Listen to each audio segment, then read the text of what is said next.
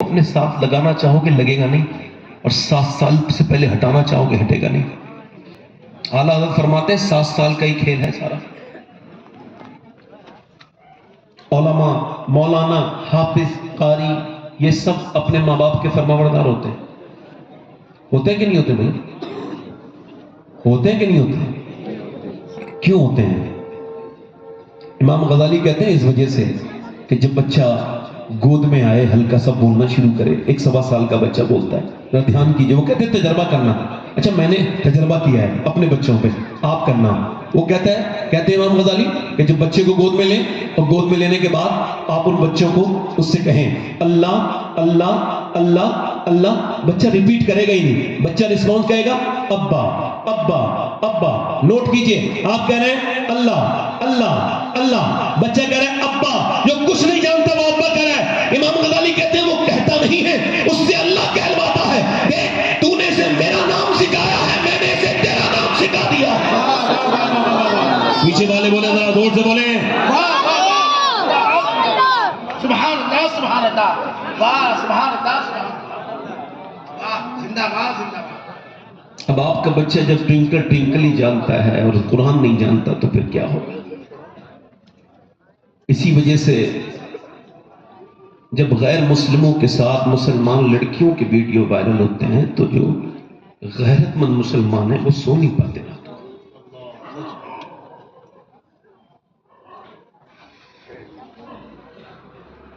جب ہوٹلز میں برقعے والی لڑکیاں دریافت ہوتی ہیں تو دل اندر سے روتا ہے۔ آپ کو اس کا شعور نہیں، مگر حضور کو سب کو جواب دینا ہے۔ آج یاد رکھو، ایک 12 سال کی لڑکی ایک شادی میں، آج سے تقریباً 2012 کی بات ہے، وہ انگلش لباس پہن رہی تھی۔ میں نے اس کے باپ سے کہا تو اس نے مجھے الٹا جواب دیا کہ تم اپنا دیکھو یار۔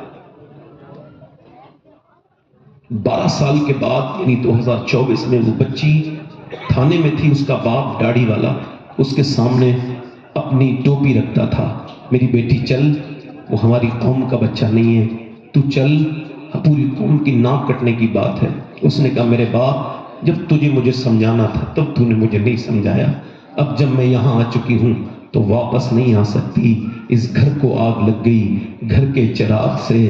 اللہ کے رسول صلی اللہ علیہ وسلم، اما عائشہ فرماتی ایک عورت نے صرف جوتے پہن لیے مرد کے، حضور نے اس پہ لعنت فرمائی۔ آج تمہاری بچیاں اسکولوں میں ناچتی ہیں، کالجوں میں ناچ رہی ہیں، یاد رکھو نہ یہ تقریروں کی محفلیں رہیں گی نہ یہ انجمنیں رہیں گی، اگر بچیوں سے دین نکل گیا تو دین پھر ختم ہو جائے گا، ہم میں رہے گا نہیں، نام کا دین رہ جائے گا۔ اپنی بچیوں کو کیا سکھانا ہے؟ انہیں بتانا ہے کون۔ اب یہ کتنی بات ہے، 1-2 بات ہوتی تو چلو کوئی مسئلہ نہیں، 10 لاکھ لڑکیاں ایک آنکڑے کے، سچے آنکڑے کے مطابق 10 سال کے اندر غیر مسلموں کے گھروں میں ہیں، ان کے ماتھے پر غیر مسلموں کے علاماتی نشان ہیں، تو ویڈیوز بنا کے انسٹاگرام پہ، فیس بک پہ بڑی غیرت کو جگانا چاہتی ہیں، مگر ہم جاگنا نہیں چاہتے۔ حضرت زید جب اس بات کو بیان کرتے تھے، حدیث کو بہت روتے تھے حضور کے، زید بن حارثہ کہتے ہیں وہ جب طائف میں حضور کے پتھر مارے گئے، اما عائشہ عرض کرتی ہیں یا رسول اللہ، دھیان سے سننا، دھیان سے سننا میرے بھائی، بہت خاص بات کرتا ہوں۔ اما عائشہ فرماتی ہیں میں نے عرض کی یا رسول اللہ، یہ جو احد والا دن ہے جب آپ کے چچا کی ناک، کان اور ان کے ہونٹ کاٹ دیے گئے ہیں، جب ان کا کلیجہ، آپ کے صحابہ آپ پر حملہ ہوا ہے، یا رسول اللہ جب آپ کے چچا پہ کفن تک کے لیے کپڑا نہیں ہے، اس سے بھی زیادہ سخت دن کوئی آپ پہ گزرا ہے؟ فرمایا ہاں، طائف والا دن گزرا تھا جب میرے اوپر پتھر مارے تھے۔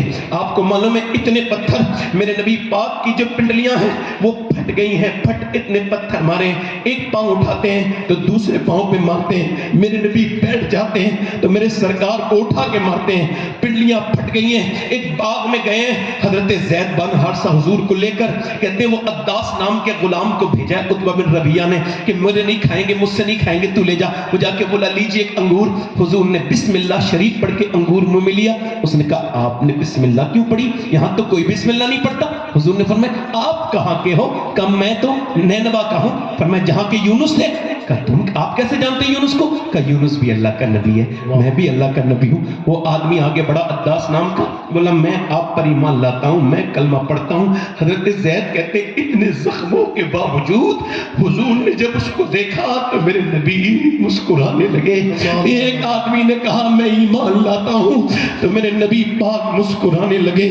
اللہ اکبر! ایک بندے کو اتنے پتھروں کے باوجود، اتنی سختیوں کے باوجود کہ لہو لہان جسم ہے، 80 کلومیٹر پیدل آئے ہیں، 80 کلومیٹر مکہ انہی پاؤں سے گئے ہیں، انہی زخمی پاؤں سے۔ اللہ اکبر!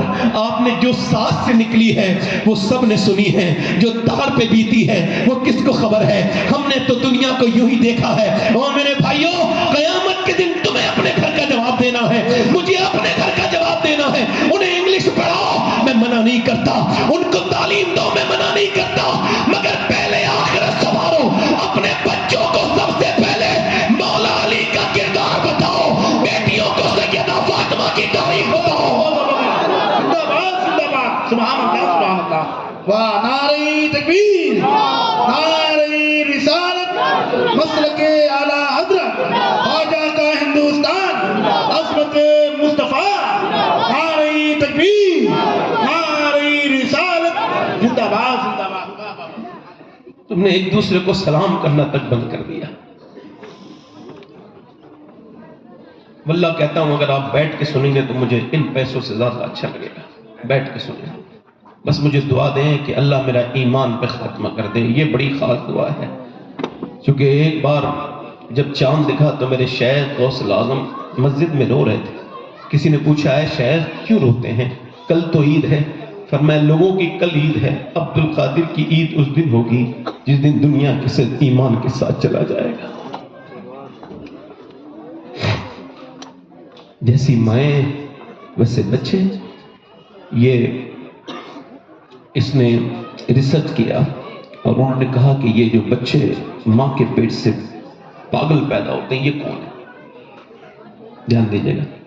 تو اگر یہ وہ بچے ہیں جو پریگننٹ مومنٹ میں جب ان کی ماں تھی تو باپ نے ماں کو مارا یا اس کو ٹینشن دی، اس کو اینزائٹی ہوئی،